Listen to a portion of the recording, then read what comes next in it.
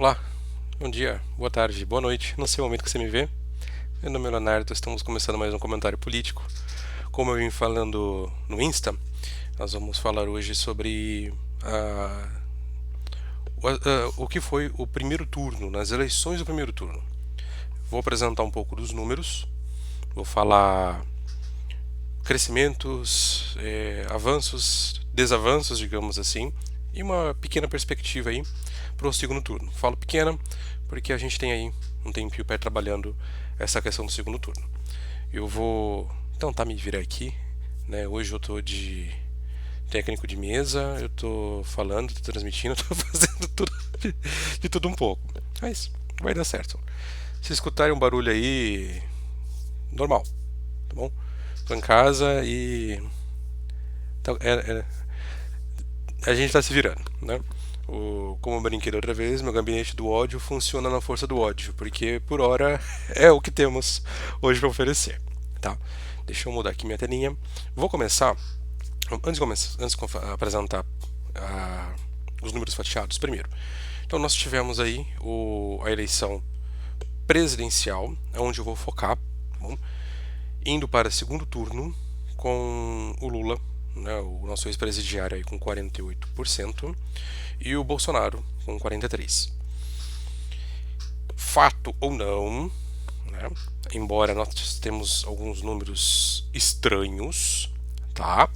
Por exemplo, em Minas Gerais, onde o Zema é reeleito com 58%, nós temos o Cleitinho eleito senador com uma vantagem muito grande para o segundo. Nós temos o Nicolas eleito com muito mais de 1 milhão de votos. E aí você pensa assim, puxa, né? Como eu falei num vídeo anterior, nós temos o cara saiu de casa, votou no Nicolas, votou no Cleitinho, votou no Zema e votou no Lula. Ou ele tem uma síndrome de José Serra, né, que disse que vai votar no Tarcísio e no Lula, ou nós temos alguma coisa estranha. Outros lugares tivemos também números bem bizarros. Mas uma coisa de cada vez. E vamos começar aí. Minha colinha está apagando aqui. Vamos começar fatiando os nossos números. Vamos entender um pouco o que aconteceu nesse primeiro turno. Vou trazer, primeiramente, por região. Depois eu trago no âmbito nacional como foi a votação do primeiro turno. Tá bom? Deixa eu mudar a telinha aqui. Beleza. Nós temos aqui, então, começando com a região Nordeste. Tá bom? Opa, peraí, acho que eu pulei alguém. Deixa eu ver aqui, peraí. Acho que eu pulei alguém. Pulei. Na verdade, primeira região Centro-Oeste. Eu fiz em ordem alfabética. Peraí, tá faltando alguém. Região Centro-Oeste. Tá. Na região Centro-Oeste, nós tivemos aí. Eu fiz um comparativo 2018-2022. Eu peguei uma ideia que o Kim Paim trouxe e dei uma ajustada nela. Tá. Na região Centro-Oeste, nós temos Distrito Federal, Goiás, Mato Grosso do Sul. Beleza? E faltou o Tocantins. Ih, comi o Tocantins. Beleza. Depois coloco ele aí de uma outra maneira. Não, porque o Tocantins é região norte. Então não precisa ajustar. No Distrito Federal, nós tivemos uma queda de votação de 2018 para 2022. Se a gente for ver, aqui em 2018, eu não vou entrar no pormenor de todos os números, beleza? Mas nós tivemos uma queda aí de 2,79%, de 18 para 22. Mato Grosso, nós tivemos um aumento de 12%. Tá? Então, em 2018 foram 981 mil votos para 1.102.000 4 anos depois. Tá? No total, a região do Centro-Oeste teve um aumento de 3,78%. Nós tivemos aí pouco menos de 200 mil votos a mais. Beleza? É um número expressivo. Tá? Nós estamos falando aí de uma boa votação. Depois nós temos a região norte. Tá? Aí aparece Tocantins. Legal. Depois nós temos aí a região norte, Opa, pulei, desculpa, Nordeste. Temos a região Nordeste, tão atacado, né? O Nordeste, o maior aumento se deu no Ceará. Tá? O Ceará em 2018 teve 1.061.000 votos. Em 2018. Em 2022, o mesmo Ceará apresentou 1.377.000, quase 378. Um aumento aí de quase 30%. Ou seja, a cada 10 pessoas que votaram, 3 a mais para o Bolsonaro. Beleza? Já a pior região, o pior estado do Nordeste foi Paraíba. Paraíba teve uma votação de 677.718, tá? Para 717.416. Nós tivemos um aumento de 5,86%. Foi o pior cenário do Bolsonaro no Nordeste. No total, a região Nordeste teve um aumento de 18 para 22, de quase 18%, 17,9%. Tá? Nós saímos de 7.453.000 para 8.787. Nós tivemos aí, eu estou com a câmera bem na frente, nós tivemos um aumento de 1.300.000 votos. Tá? Gente, isso é muita coisa. Tá bom? O Nordeste teve um aumento aí de quase 18%. Ou seja, né, a cada 10 pessoas, praticamente 2 aumentaram aí a votação para o Bolsonaro. Próxima região, região Norte. Né? Vai vendo a sequência de números. Tá bom? Região Norte. Também não vou entrar tanto em detalhes de número, porque senão, nossa, número para cá, número para lá, a gente vai se perdendo. A ideia não é essa. A ideia é trazer um panorama de como foi o primeiro turno e as perspectivas para o segundo. Região Norte. Na região Norte, o melhor estado, a melhor performance foi no Pará. Tá bom? O Pará nós saímos de quase 1,5 milhão para 1.884.000 votos. Um aumento de 25%. Um aumento de 1/4. Olha só. Muita coisa. E a pior performance foi no Acre, né? Onde esse ano apareceram efetivar as melhorias, né? Onde saiu de 262.000 para 275.000 votos. Um aumento de quase 5%. Repara que aqui no Norte só tivemos aumento. Tá? Dá uma olhada também aqui, ó. Quer ver? Deixa eu ajustar minha telinha aqui. Peraí. Olha só que coisa. No Nordeste, nós só tivemos aumento. Também. Tá? Ó, 20%, 18%, 17%. No Centro-Oeste, nós tivemos o Distrito Federal. E interessante, vou falar um pouco sobre isso. Com queda. Tá? E o resto com aumento. Próximo estado nosso aí. Próxima região. Região Sudeste. Bom, olha que interessante. Nossa região Sudeste. Na região Sudeste, nós tivemos aí a melhor performance no Espírito Santo, que é o único local, de acordo com as urnas, que Bolsonaro aumentou a votação. 3,38%. 1.122.000 para 1.160.000. Legal? Todos os outros estados foram queda. Inclusive o Rio de Janeiro tivemos a pior performance, uma queda de 5,41%. Foram 5.100.000 votantes em 18 para 4.831.022. São Paulo foram 100.000 votos, 150.000 votos a menos, hein? De 12.378.000 para 12.238.000. Tá bom? A região em si teve uma queda de 1,87. Foram 23.917 para, vamos colocar aqui 24 milhões, para 23.469.000. Região Sudeste. Região Sul. Paraná, nós tivemos a melhor performance, né? Quase empatado com Santa Catarina. E no Rio Grande do Sul, a pior performance. Enquanto o Paraná teve um aumento de 3,78, no Rio Grande tivemos uma queda de 3,24. Bom, olha que interessante. Números gerais. Brasil. Tá? Deixa eu só ver como está a minha telinha. Bacana. Acompanhando aqui. Números gerais. Aqui eu vou até deixar só com a tela do meu PowerPoint. Tá? Vamos lá. Região, a melhor performance em relação a 18 foi no norte.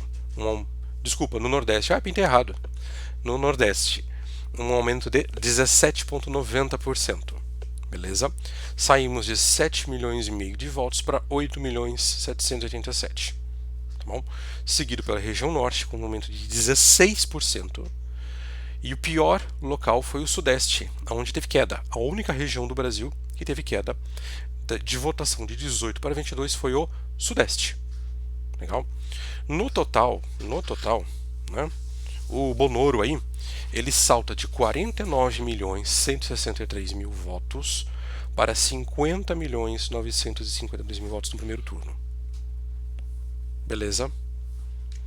Deixa eu voltar minha imagem aqui com a tela. Veja que interessante. Não estou falando que o Sudeste foi quem afundou o primeiro turno e o Nordeste salvou. Porque nós vimos, de acordo com as urnas, nós vimos aí que o presidiário, ele ganhou, né, no Nordeste a rodo. Mas houve um crescimento muito grande no Nordeste. 18%, vai. Vamos colocar aí, 18%. Tá bom? 18%. Enquanto a queda aconteceu no Sudeste. E veja só, onde a queda acontece?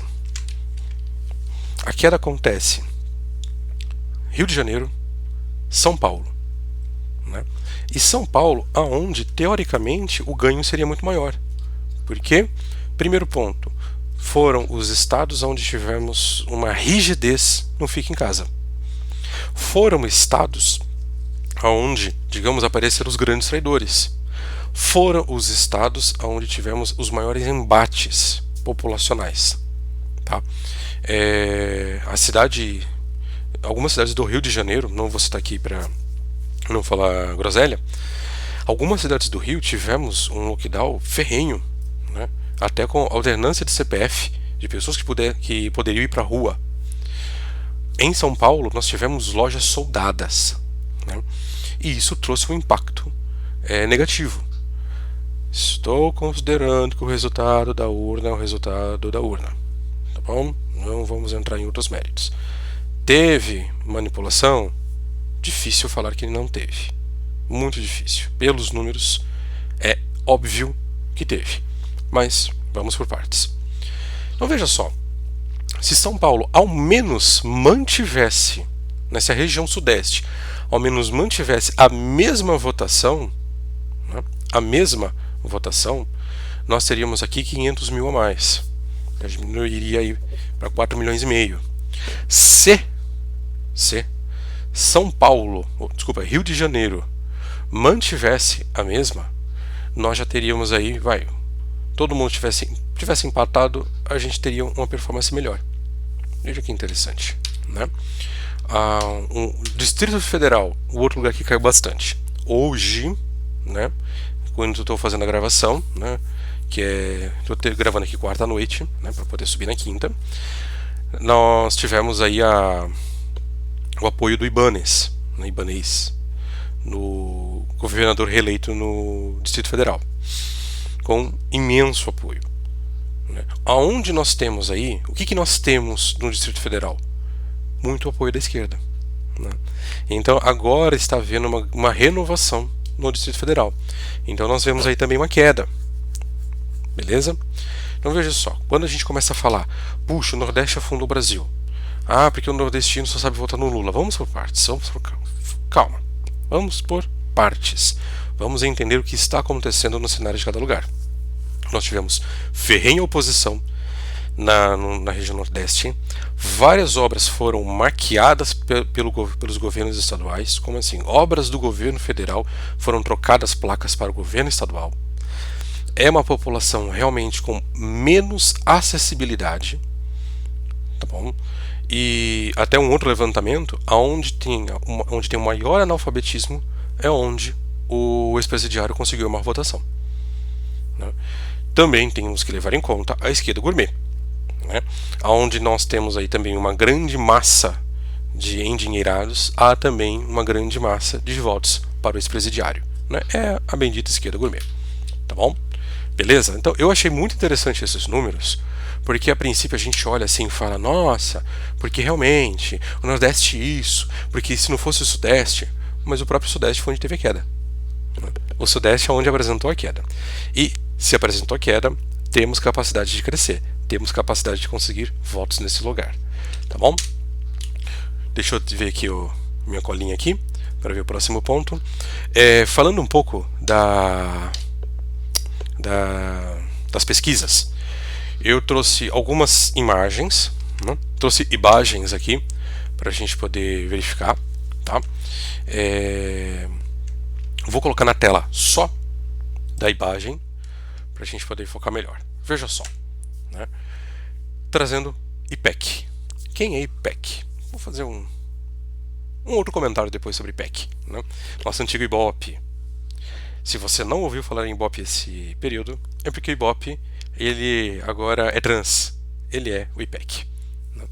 Então veja só, o Lula ele começa com 52%, depois 50, 50, 51, 52, 52, 51.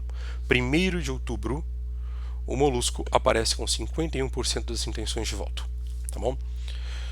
O Bonoro 37, 37, 35, 35, 34, 34, 1º de outubro 37%. Tá? Como ficam aí as urnas? Né? De acordo com o IPEC, tá? O Lula teria 51% das urnas e terminou com 48,09.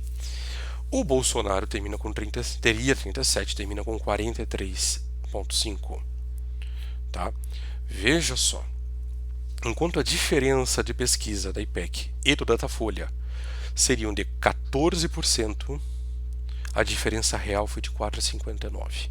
Por que isso é importante? Deixa eu voltar a imagem para mim aqui. Né?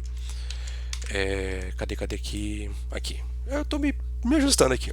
Por que isso é importante? Veja só. Tem uma questão da cultura brasileira, né? Aquela coisa, eu vou votar em quem ganha, eu vou torcer para quem vai ganhar. Nós temos isso. Né? Eu venho fazendo vários comentários sobre Fórmula 1. Por que o brasileiro parou de ver Fórmula 1? Porque não tem brasileiro. Porque o brasileiro não ganhou. Porque quando era a época do Senna, era melhor. Era melhor porque o Senna ganhava. Ponto. É isso. Mas o Barrichello, isso, aquilo, é porque o Barrichello não ganhava. Se o Massa fosse campeão, muita gente estaria vendo Fórmula 1.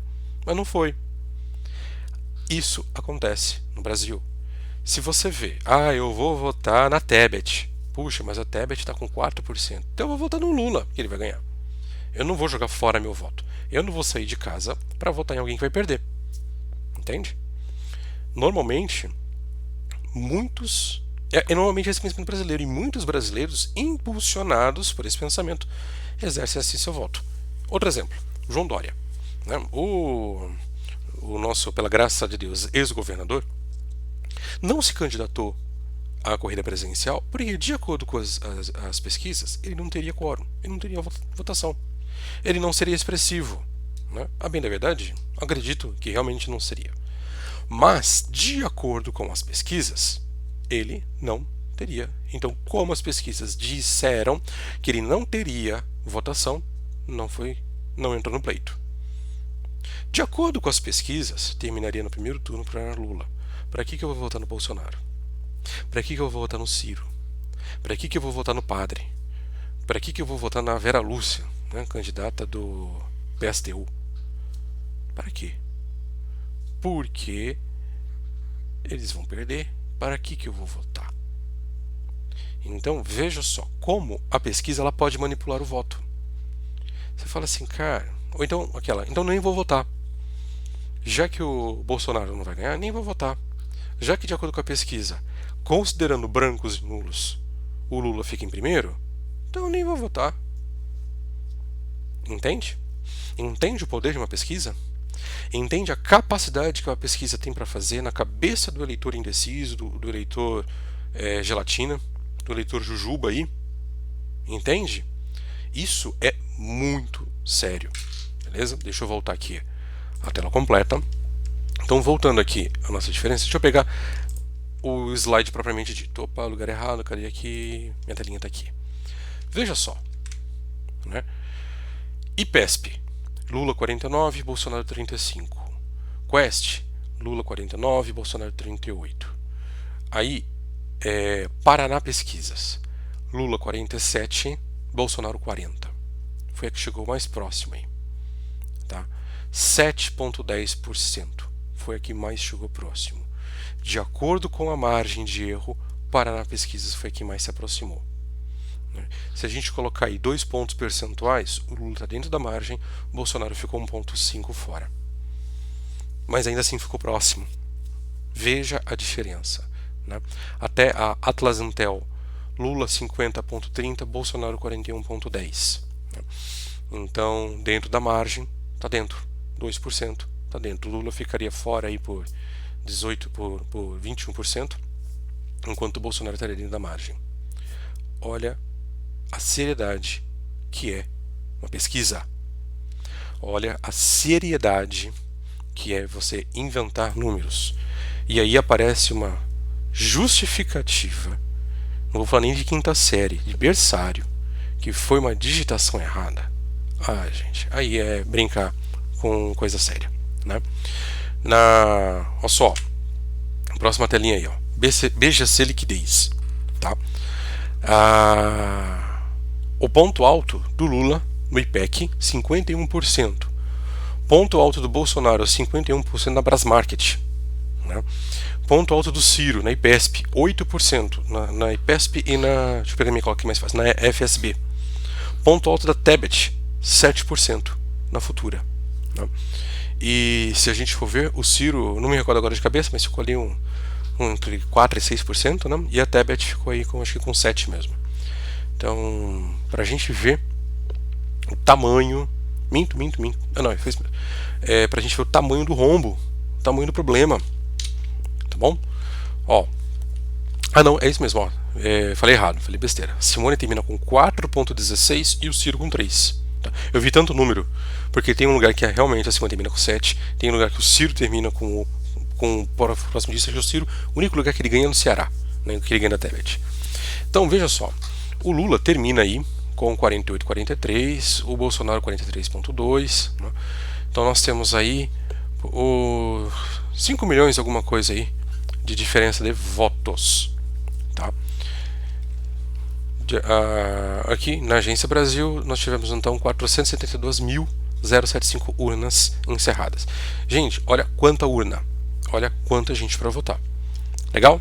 Então, a Tebet termina em terceira e o Ciro em quarto. Isso é muito importante, porque isso encerra, aniquila a vida política de concorrência à presidência do Ciro. Quero fazer um breve comentário em relação a esses nomes menores. Tá? As eleições o pleito de 2 turnos, ele dá brecha a algumas bizarrices. Por exemplo, vocês acham que realmente a dupla sertaneja lá, Soraya e Simone, elas estavam concorrendo à presidência? Não. Elas estavam concorrendo a uma cadeira no Senado em 2026. E você fala, como assim? Ser em 2022? Isso para ganhar notoriedade. Apenas para ganhar notoriedade. O Ciro, ele sabia muito bem que ele não tinha chance nenhuma. Qual era a ideia? Terminar à frente, só que terminar perto de 2 dígitos. Para 2026 ser o nome da esquerda. Mas, gente, ele ficou atrás até da Simone. Olha que desgraça, ficou atrás da Simone. Entendeu? Então, esses nomes menores, por exemplo, Cabo Daciolo. Cabo Daciolo esse ano se candidatou ao Senado. Ele foi visualizado em 18 para concorrer a Senado, mas não conseguiu nenhum, nem outro. Tá? Boulos se candidata em 18 para ser deputado em 22. Então, alguns nomes que são muito bizarros aparecem aí, para quê? Para que possam se candidatar em alguma outra vaga com notoriedade, né? E pelo coeficiente eleitoral puxar gente aí. Lógico que também fazem uso do fundão, né? Fazem uso do fundão. Então tem uma verbinha aí que é disponibilizada para a galera da concorrência aí, tá? Focando um pouco mais no número aí, né? Lula, Bolsonaro no IPEC. Lula 51, Bolsonaro 36. Arredondei aqui os números, tá? Só para ficar mais fácil.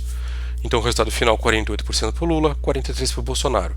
O Lula teve uma diferença de 3% a menos pelo IPEC. Estou reforçando o IPEC porque o IPEC é Ibope é IPEC. Né?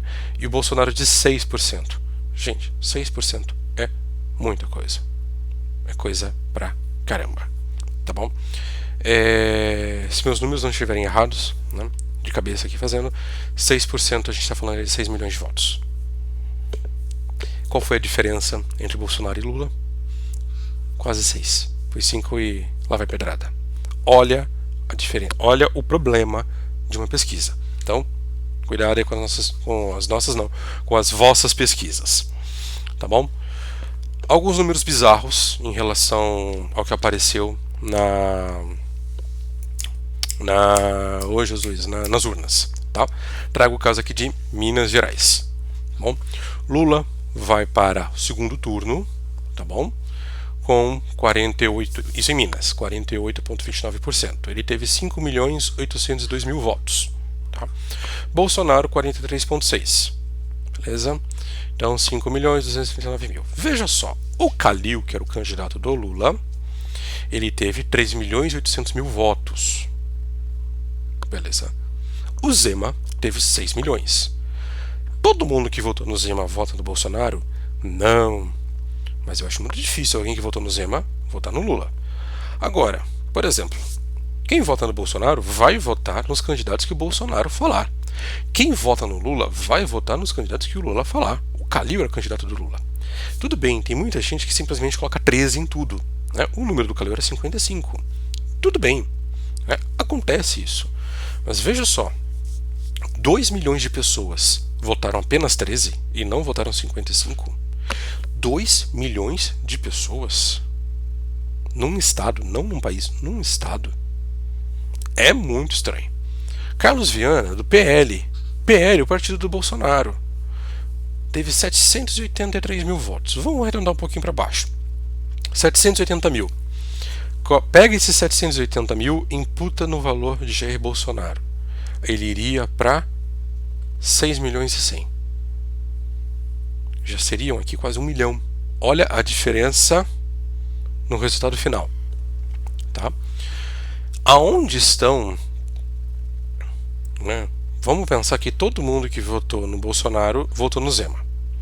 Cadê os 800.000 votos que estão sobrando aí? Onde foram parar? No Lula? Difícil.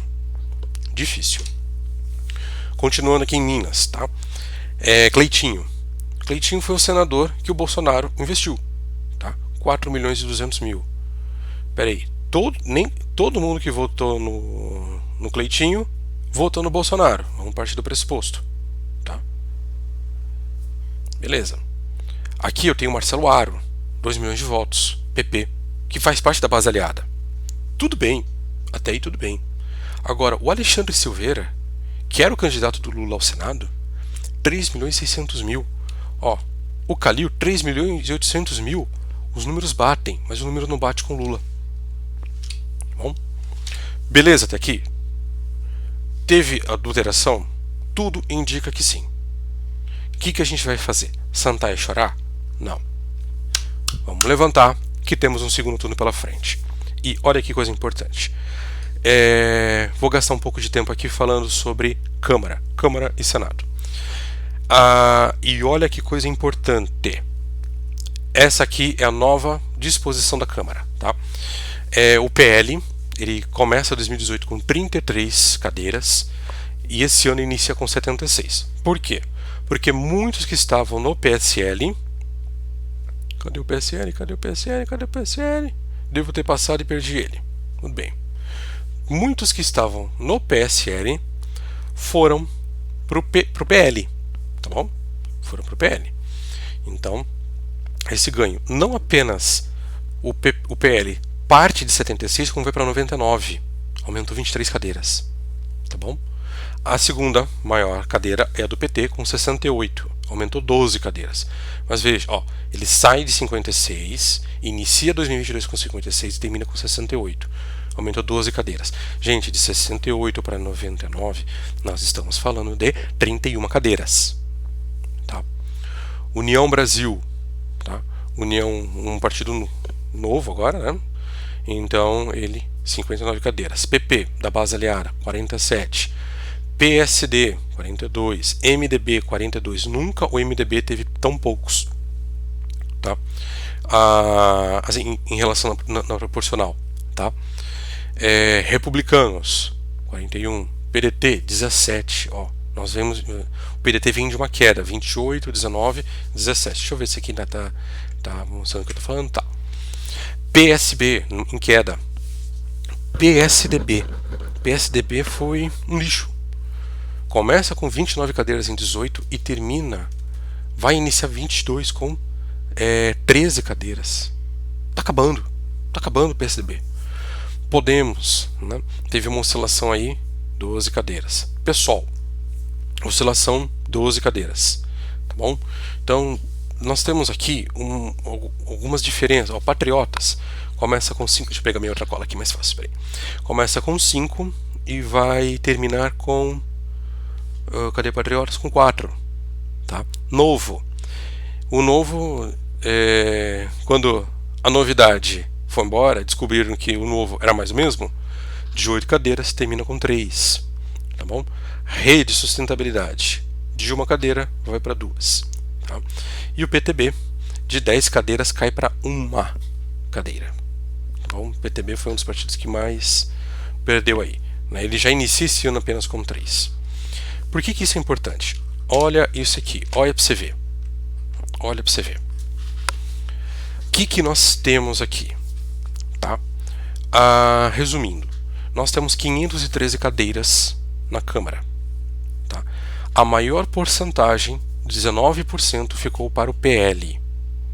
Tá bom? 15% aí para o PT, 11% para a União Brasil. E aí começa a quebradeira.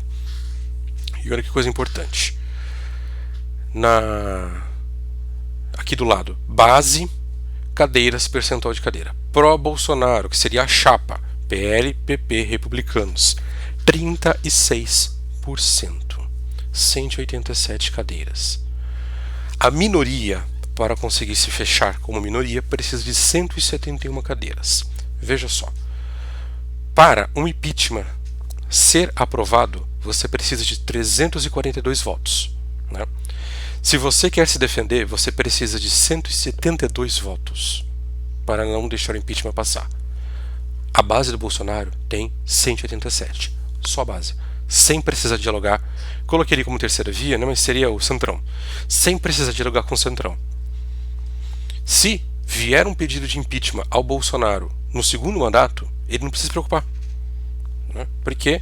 187. Por que eu estou falando isso? Eu estou defendendo um governo corrupto? Não, muito pelo contrário. Porque nós sabemos que qualquer espirro dele, se o Bolsonaro aparecer com piolho, precisamos impeachment ele, porque piolho é um problema sanitário. Entende? Agora, olha o inverso. A esquerda, a base da esquerda, Federação PT, PDT, PSOL, Rede, PSB. Veja só isso. 125 cadeiras. Se o Molusco entra e vem um pedido de impeachment, obrigatoriamente a esquerda precisa fazer negociação. Vamos pensar numa outra coisa. O Molusco quer passar algum projeto, né? Que, se for ruim, nós já temos 187 votos negativos. Olha que coisa interessante. Bolsonaro precisa fazer uma reforma. Nós já precisa de 342. Cadeiras para Bolsonaro, 187. Terceira via, ou Centrão, 220. Não precisa mais negociar com todo mundo. Precisa de um percentual apenas. Legal? Olha que diferença. Olha a composição da Câmara. Olha como ficou melhor. Olha como agora, né, e é uma coisa que eu venho falando há muito tempo, ainda não chegamos no Senado. Olha como melhorou o nosso... Deixa eu até olhar aqui o tempo, peraí. Olha como melhorou a disposição da Câmara. Em 2016, eu não me recordo se foi o Globo, soltou uma matéria falando assim: nunca na história republicana, né, a Câmara foi tão conservadora. E nós estamos com uma Câmara mais conservadora do que 2016. muito mais conservadora que 2016. Olha como a notícia é boa. Lógico que a gente não quer que o Molusco ganhe, não é isso. Mas, se ele ganhar e não dissolver o Congresso, temos um Congresso de oposição. Se o Bolsonaro se reelege, nós temos um Congresso que vai avançar com reformas, que é o que nós precisamos. Tá bom? Dá uma olhadinha nisso aqui agora. Ó. Senado. Senado, deixa eu ver como tá minha tela. Legal. Senado. Tá dentro? Tá dentro. Senado nós temos aí o PL com a maior... deixa eu voltar aqui na Câmara. Os partidos com maior número, né, vão pegar as melhores comissões. Por exemplo, a comissão mais cobiçada, a CCJ, já é da base. Possivelmente vai se manter na base. Né? E com isso, né, com 187 votos aí pró da chapa Bolsonaro, é muito mais fácil termos um presidente da Câmara mais alinhado ao presidente. E se o presidente for o Molusco, esse presidente dificilmente vai ser alinhado a ele. Tá bom? Senado. Veja só, Senado, 13 cadeiras, 16% do Senado é do PL. Aí depois nós temos União, PSD, MDB e aí aparece o PT. Nota, MDB, não sei se foi na quarta ou na terça-feira, o Temer, o vampirão, declarou apoio ao Bolsonaro. Né? Temer é confiável? Não, não é. Mas antes ele próximo do que... Antes ele a favor do que contra. Antes ele próximo do que distante. Bom, é política, gente. É política. Temos que conversar, temos que dialogar. Depois aparece o PT com 9 cadeiras. Tá bom? A segunda maior bancada, o segundo maior partido da esquerda é o PDT com 2 cadeiras. Olha só aqui do lado direito. A base pró-Bolsonaro são 23 cadeiras. A base de esquerda, 13 cadeiras. A base aí do Centrão, ou Terceira Via, 43 cadeiras. E outros partidos não estão coligados com ninguém, 2 cadeiras. Olha que interessante. Para ter maioria no Senado, precisamos de 54. Cara, já foi metade aí, quase metade, 23. Entendeu? Olha só, quantos estão na esquerda? 13. Esquece os caras na hora de precisar de alguma coisa. Vamos para a Terceira Via logo, vamos conversar com o centro, vamos dialogar, vamos fazer política. Precisamos trazer quanto? Mais 23, por exemplo. Ainda só precisa dialogar com metade, um pouco mais que a metade. Olha a diminuição de esforço. Tá? Estou falando para chegar em caso de maioria absoluta, tá bom? Onde você precisa aí de 2/3 da casa. Em caso de impeachment, por exemplo, reforma da emenda constitucional, precisa de 2/3. Então quero fazer uma reforma tributária, preciso fazer reforma da Previdência, reforma trabalhista. Olha a minoria, eu preciso ter 23 cadeiras para fechar a minoria, para que algo não passe. Né? Olha quanto a esquerda tem, 13. Vamos dizer que passou um pedido de impeachment porque o Bolsonaro está com piolho. Bolsonaro já tem 23 cadeiras, precisa de um senador. Vamos pensar do outro lado. Né? O nosso amigo Xandão aí, né? O Xande Magno. Veja só, com essa nova configuração, se precisar passar um pedido de impeachment a ele, ou pelo menos de vista em relação ao que está acontecendo dos atos dele, olha como está a casa nova a partir de 2023. Como será a eleição para a presidência do Senado? A Terceira Via ali, o Centrão, é quem está com a maioria. Mas não mais a linha da esquerda. Por exemplo, hoje o Rodrigo Pacheco é alinhado a Lula. Ele é totalmente alinhado a Lula. Pensa como vai ser 2023. Pensa como vai ser 2023. Por isso que, veja só, as notícias são muito melhores do que a gente consegue imaginar. Quando eu comecei a montar isso, eu falei, nossa, eu tinha uma percepção que o cenário estava melhorando, mas eu não imaginei que fosse tão melhor assim. Entraram nomes ruins? Entraram. Né? Nós temos aí Boulos, nós temos aí até na Lespe, o Suplicy, nós temos a Sâmia de volta para comer os Big Macs dela, temos a Tabata Amaral com uma votação maior do que antes, temos esse povo, nós temos um Nicolas entrando, né? Gente, se o Nicolas já estava fazendo um bom trabalho na Câmara de Vereadores, imagina no Congresso. Então nós temos nomes muito bons entrando, É hora de apoiá-los. E tem outros nomes que, por exemplo, às vezes a gente não concorda muito com o posicionamento deles, mas são muito mais próximos a nós, né, do que contra. Por exemplo, vamos pegar aqui um candidato do MDB. O candidato do MDB, às vezes, ele é muito mais próximo à nossa maneira de pensar do que a maneira esquerda, né? Às vezes não, mas veja, porque ali é o centro, entendeu? Há um lugar de diálogo. Você não vai conseguir puxar o cara do PCdoB para o teu projeto. Assim como o inverso. O cara do PT não vai trazer uma pessoa do PL, do Republicanos, por exemplo, o projeto dele. Vai dialogar com o MDB, vai dialogar com o PSD. Entende? Então, veja como está ficando melhor a nossa formatação. 40 minutos é o que eu imaginei aí que fosse dar. Para a gente poder encerrar, né, algumas notícias interessantes em relação ao segundo turno. Tá? Não consegui pegar as de hoje, né, do momento dessa gravação, mas vamos lá. Né? Deixa eu jogar aqui na tela. Nossa, ficou ruim aqui. Tá, vou aprendendo, a gente vai melhorando. UOL, tá? Lula já pode estar no teto da campanha após petistas atacarem Simone e Ciro. No teto. Folha. Peso do voto útil no primeiro turno da eleição é controverso entre especialistas. Né?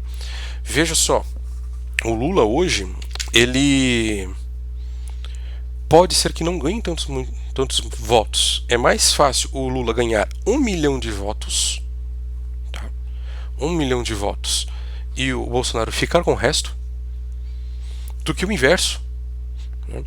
Nós já temos aí o governador atual do estado de São Paulo, Rodrigo Garcia, a contragosto, contra a nacional do PSDB, declarando apoio ao Bolsonaro, o Zema, governador de Minas, governador do Distrito Federal, governador do Paraná, governador do Rio de Janeiro, eleitos. Né? Inclusive, Paraná e Distrito Federal são reeleitos. Na Bahia, ACM Neto, família ACM que não são flor que se cheire, mas já está declarando um posicionamento pró-Bolsonaro. Tá? Outros 8 candidatos a governo, sendo que 6 têm chances de ganhar, são da base aliada de Bolsonaro. Vamos pensar que 6 entrem, esses 6 que têm mais força. Nós já estamos falando de 16 estados apoiando Bolsonaro. Olha a mudança. Olha para onde está caminhando. Né? Vamos levantar a cabeça e falar, dá tempo, dá para a gente conseguir recuperar. Dá sim, cada um que consiga um voto, a gente consegue virar isso. E por quê? Porque o Bolsonaro é um homem lindo, maravilhoso, cheiroso. Não, gente, porque nós queremos um Brasil melhor. Porque nós precisamos de um Brasil melhor. Nós precisamos de um país que seja livre. Nós precisamos de um país que seja realmente livre das amarras do governo externo, das amarras do globalismo, das amarras do aborto, das amarras das drogas. Nós precisamos de um país livre. Para isso, precisamos eleger não apenas um presidente, mas uma Câmara e um Senado que seja livre, que não tenha rabo preso com ninguém. Tá? E encerrando nossos slides aí, né? Ciro Gomes, o gabinete do ódio petista segue espalhando que eu não estava aqui no segundo turno 18. Repito, eu estava sim e votei. O que eu não fiz que é meu direito como cidadão foi fazer campanha junto de bandido. Isso eu não faço. Para quem Ciro declarou apoio? Pro Lula. Olha o teatro das tesouras aí de novo. Né? Mara Gabrilli, no segundo turno opto pelo voto em branco. Não dou meu voto para nenhum dos dois. Fico ao lado dos brasileiros e apoiaria o governo que defender meus ideais de país. Inclusão, ciência, combate à corrupção, a fome, a desigualdade. Serei oposição sensata, serei sempre construção. Pensa numa coisa, veja só. Mara Gabrilli, que ela mesma disse dias atrás que, amando do PT, o pai dela estava com uma arma na cabeça por causa de extorsão, para poder conseguir dinheiro, para poder pagar coisas para financiar campanha petista a partir de desvio de verba. E ela fala que tendo o Lula, do PT, e tendo o Bolsonaro, ela vai votar em branco. Que pessoa é essa que está construindo o Brasil? Vai ficar ao lado dos brasileiros. Ao lado de que brasileiro? Se uma pessoa não tem a capacidade de olhar para que a própria família passou e ter a coragem de tomar uma postura diferente, para onde vai? E aí, fala uma coisa. Esse era o tipo de deputado que estavam antes. Tem muitos? Tem muitos dessa maneira, mas está melhorando. Tá? E último aí, foi o que eu comentei. Lula venceu em 9 dos 10 estados com a maior taxa de analfabetismo. Né? Em Alagoas, estado com o maior percentual de analfabetos, pegando uma colinha aqui do lado. O petista obteve 56,5% dos votos válidos. Duas coisas importantes. Primeiro, né, a maior é 9 dos 10 estados com maior taxa de analfabetismo. E quem comanda esses estados? Há mais de 20 anos, a esquerda. É o que nós vemos, é o que a gente vem falando há muito tempo. A esquerda gosta tanto de pobre, tanto de pobre, tanto de pobre, que quer mantê-los sempre pobres para ter os seus pobres. Diferente daquilo que Jesus dizia: pobres sempre tereis, mas eu não estarei sempre convosco. Né? Porque ele falava que ele estava com os discípulos, mas logo iria morrer e ressuscitar. Né? E pobres teriam sempre aí do lado. Agora veja, não é dessa maneira, né? Como muitos politizam a fé. Não é dessa maneira. Eles estão mantendo o pobre para que esse pobre continue pobre e dependente. Nós vivemos num país que somos acostumados a esperar a coisa vir do governo. Nós estamos acostumados a ficar em berço esplêndido e, nossa, quem fará por mim?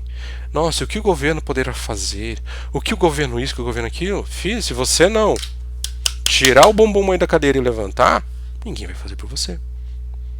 Ah, porque eles estão lá em Brasília. Sim, você faz o quê? Precisamos colocar gente em Brasília para que faça diferente. Votar sempre da mesma maneira vai dar ruim dessa forma.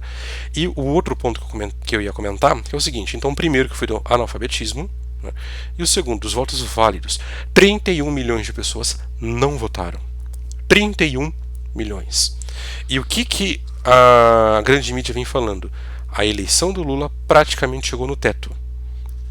Praticamente chegou no teto. Vamos pensar que desses 31, 20 milhões continuem sem votar. Estamos falando de 11. Para onde irão esses 11 milhões de votos? Para onde irão? Para onde irão os votos de Tebet, de Ciro, do padre, de XYZ? Para onde irão? Quanto mais votos nulos, menor a quantidade de votos válidos. Né? Quanto maior a capacidade de pessoas votantes, maior os votos válidos e mais fácil o Bolsonaro chegar na frente. Beleza? Como comentei, esse vídeo é longo, né? É o primeiro que eu faço dessa maneira, trazendo imagens. Quero continuar dessa maneira, né? Não sempre, mas vez ou outra vou trazer aí um vídeo um pouco mais longo.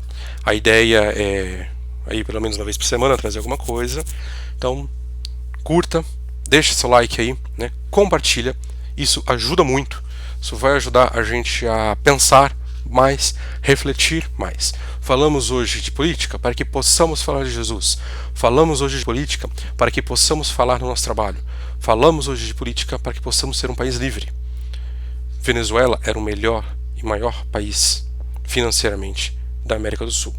Os venezuelanos não imaginavam, deixa eu até fechar aqui a câmera, fechei em mim, não?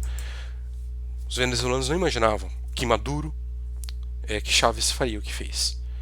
No segundo mandato, na segunda campanha de eleição do Chávez, muitos se abstiveram do voto. O que aconteceu? Mais de 2/3 da Câmara entrou da base aliada de Chávez. E aí aconteceu o que aconteceu. Não deixe de votar. Vote com consciência. Reze. Precisamos colocar Bolsonaro na presidência novamente. Ah, porque não tem outro? Ele é o melhor que temos para hoje. É ele. Ah, mas ele fala palavrão. Tudo bem. Ah, ele é um grosso. Tudo bem. Ah, ele é isso. Ele é taxista. Ele é ciclista. Tudo bem. Né? Se você hoje pode falar de Jesus, se você hoje pode ter a liberdade de escolher a escola do seu filho, se você hoje pode falar mal do presidente, chutar a cabeça do presidente como uma bola de futebol, é porque hoje você não tem um país livre. A hora que você não tiver mais essa liberdade, não vai dar mais para se defender. Termino com uma imagem, né, não vou colocar aqui, mas que sempre me vem à mente quando eu penso nessa questão de liberdade, que são os rebeldes venezuelanos, onde um grupo de militares estava em guerra, eles pegam um helicóptero e vão atacar o governo e todos morrem na retaliação do governo. E morreu o movimento de reconquista da Venezuela. Hoje a Argentina já tem aí praticamente metade da população na linha da pobreza. Esse é o socialismo que deu certo. Tá todo mundo nivelado por baixo, tá bom? Curta, compartilhe, divulgue, né? Esse canal que eu estou começando aí, né? Comentário político. Gostou? Nos ajude. Não apenas para, nossa, ter número no canal. Não, não é isso. Mas para a gente poder melhorar nossa consciência política. Se não gostou, manda para seus inimigos, compartilha com seus inimigos, irrite um petista hoje, irrite um esquerdista, irrite um direitista, irrite quem você quiser, se você não gostou. Se você gostou, manda para quem você sabe que precisa dessas informações. Segundo turno, nova eleição, nova guerra, nós não morreremos sem lutar. Vamos lutar até o final, mesmo que percamos, mas vamos morrer lutando. Beleza? Deus abençoe, até mais.